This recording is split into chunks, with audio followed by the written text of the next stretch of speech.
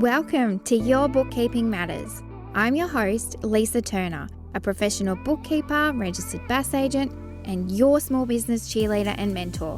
I'm also a wife and mum to two little people. This podcast is for small business owners who want to manage their numbers the right way. It will be short and sweet episodes each week on business and bookkeeping matters in an easy to understand way with real quick tips or changes you can put in place, having a huge positive impact at the same time up-leveling yourself. So you can be in control and confident that you know your bookkeeping matters. Let's dive into this week's episode. Hey there! Thanks for joining me today on Your Bookkeeping Matters, where I'm going to chat to you about budgeting and how easy it is, because I want you to get excited about budgeting, however that looks for you, so that you're super comfy with it and know it's not a dirty word that you can't use. Let me explain what a budget is. It's what you're planning to earn and spend. It measures and guides you with your money. You'd like to at least meet, or in a perfect world, go way over your sales budget. And expenses are, of course, the opposite.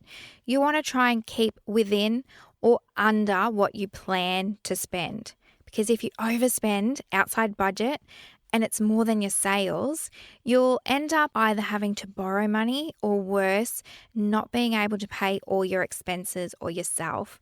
And you don't want that. Yes, though, sometimes your expenses will go up with your sales, but if you've planned for that and you know that happens, that's no issue. Now, does this sound like you? Numbers make you anxious. You don't know what you're doing. You don't even have a clue what to put in a budget. So how can you do one for yourself? Or you're okay with your business numbers, you know what's coming in and going out, but you're not really sure how you ended up there or what that might even look like next month. So you don't know if you can buy that new printer you need, or top up your stock levels, or invest in that new software system. Well, that's where this budget comes in. It helps you work out a spending plan. You're not just buying things all over the place, subscriptions galore, adding up quicker than you can blink, and becoming a course junkie. I love this saying, and I use it all the time from Dave Ramsay. A budget is telling your money where to go instead of wondering where it went. And if you're anything like me and so many others, it helps keep you accountable. You've already spent your $500 training budget. You can much easier say no to the next course that comes along. Unless, of course, it's something you really need to do right then and there. Shuffle some of the budget around, make some more sales to cover it, but then it's a business decision that is yours to make, and you know if you've got the wiggle room or not. Whereas if you're not planning and budgeting, you're just winging it and making decisions based on your bank balance. So most times when you have a budget in place, you'll know, okay, I only have $500. I'm going to choose the most important one or few, and the rest can wait. That's budgeting. Simple, hey? So how do you do one? There's a few ways, and it can be as simple as a spreadsheet or through your accounting software, or go next level budgeting add-ons. Let's look at the first two. A simple spreadsheet. This is the quickest and easiest way to dip your toe in and get started. Pick a few things that you'd like to set a budget for and pop them in a spreadsheet with the months across the top and the buckets or accounts down the side, starting with obviously sales, how much you plan to do in sales or have capacity for each month. How you come up with those figures, we'll dive into loads of detail down the track, but for today's short and sharp overview, go with what you know. If you're already doing $5,000 a month, start there and use that figure. I don't like to follow trends for budgeting. We base it on what you're going to do that month and different things, but you do need to start somewhere, and we're doing simple today. Expenses. If you're product-based, for example, of that $5,000, how much is your cost of goods, the products that you buy or make to sell to your clients? We'll say $2,000. Again, that's based on what you already know. So now we know we're budgeting or planning to do $5,000 in sales, less $2,000 in cost of goods to make or supply those things. We've got $3,000 left to budget or allocate. The rest is up to you and is completely different for everyone. You might put $100 in your Facebook ads budget and $400 in your social media manager and $500 in your contractor costs. And that's all you might do for starters. Budgets don't need to be overcomplicated or down to every line and $5 that you spend. There are so many other things you can budget and plan for, all specific to your business and your personal circumstances. So you can do a few budget line items or all the big ticket items or all the regular things. There is absolutely no right or wrong way to do it, so long as it works for you. The best way to start, grab your profit and loss to check over your regular income and expenses to use as your starting point.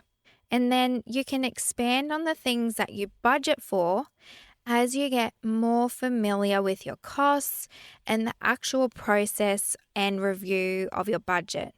Now, review is also key.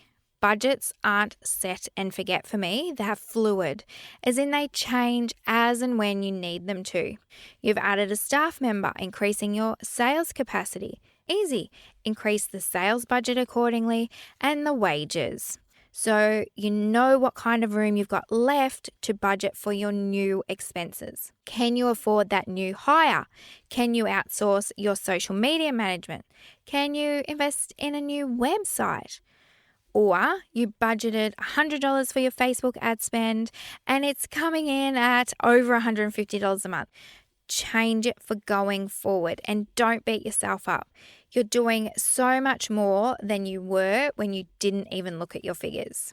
With that spreadsheet, you can step it up a notch and add in actuals column so you can see if you've met or exceeded that super cool budget that you set up, or if, whoops, you spent more than you planned. But if you're at that point, I would say you're going to spend more time taking care of that spreadsheet manually than if you did this inside accounting software, because then that becomes quite automated for you. As in, most accounting software have some basic form of budgeting where you can pop the figures in, get it to push that figure across however many months you want it to, and then when the month is finished, run a budget versus your actual report and it populates it all for you, showing you how you went. You do, of course, need to be doing all your bookkeeping through the same software for it to be populating your actuals for you. And by actuals, I mean what actually happened. There are, of course, loads of different fancy budgeting and forecasting apps and tools. They're too technical for what we're looking at today, and I love them. But you're just becoming friends with your budgets and learning to use the word and not be overwhelmed, and learning to use it and help your money move where you want it to. Have more control over your business finances. And you might hear me say this from time to time, knowing your numbers to help you make great business decisions. So that's budgeting in a nutshell. And now you can confidently say budgeting without the overshadowing stress of thinking it is too hard and complicated, because it can be as easy or as detailed as you like. And the bigger your business gets, or the bigger your goals, the more important this becomes. Because remember, you need to tell your money where to go. Now, budgets in the traditional sense don't work for everyone. And I hear people say, you don't need to budget. I totally disagree. You absolutely do need to budget. But how that looks for you is so different to the next person. You might do some projections or cash flow or money planning, and that is your budgeting done. And if that works for you and you're not trying to meet any particular growth or strategic income goals, then that's great. Simply noting them down, tracking them, keeping on top of where things are up to is perfect. But no matter what your business is, its size, the revenue or income, you simply can't manage your small business profitability accurately without some form of planning and budgeting. You'll always be making those reactive decisions based on your bank balance. And I want more than that for you and your small business. Now, I do have a budgeting template in the works if you're not able to use an accounting software budget yet. It's not quite ready or on my website at the time of recording this, so please jump on my numbers list, linked in the show notes, where I'll let you know as soon as it is there. And if you're listening to this in a few months, hit the resources section of my website to see if it's there and what other tools are there to help you become great friends with your numbers, as they really do matter. And without them, you won't know how healthy and profitable your business is. I've loved sharing this with you today. If you found it helpful, I'd be so grateful for a review. And don't forget to subscribe so that you don't miss the next episode. Until next week, don't forget your bookkeeping matters.